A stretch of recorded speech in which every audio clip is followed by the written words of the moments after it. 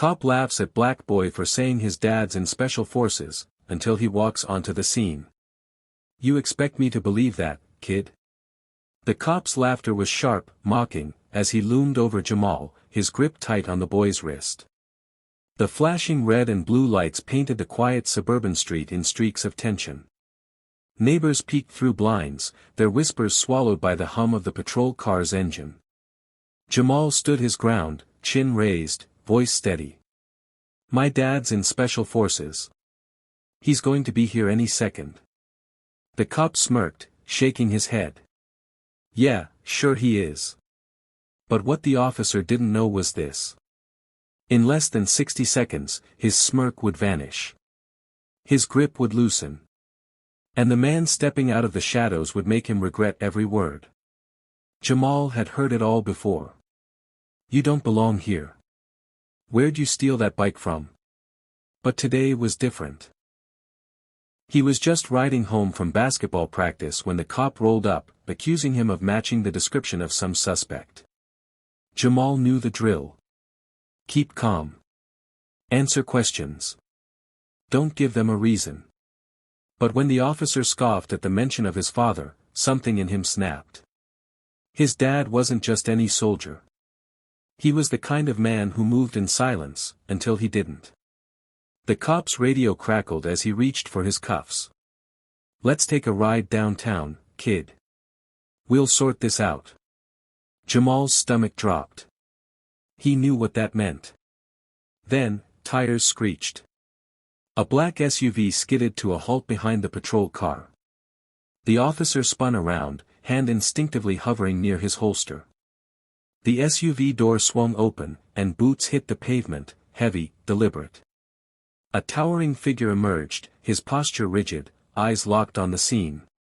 Jamal exhaled. Dad. The cop hesitated. Sir, this is police business. Your business is harassing my son. The man's voice was low, controlled, but carried the weight of a storm brewing. The cop's partner, sensing danger, stepped forward. We had a report of a stolen bike. Kid fit the description. Jamal's father didn't blink. Description. He pulled out his military ID, holding it up. You want to run mine, too? The first cop's face paled. The insignia, the rank.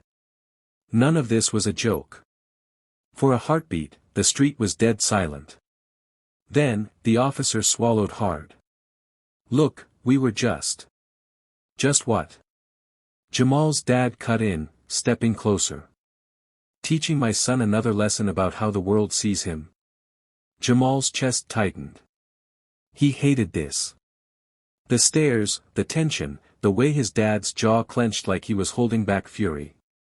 The cop raised his hand slightly. No need for this to escalate. You're right, Jamal's father said coldly. So uncuff my son. Now. A beat. Then, with stiff fingers, the officer complied. As the patrol car pulled away, Jamal finally exhaled, his shoulders sagging. His dad rested a hand on his back. You okay? Jamal nodded, but his voice was quiet. Why is it always like this? His father didn't answer right away.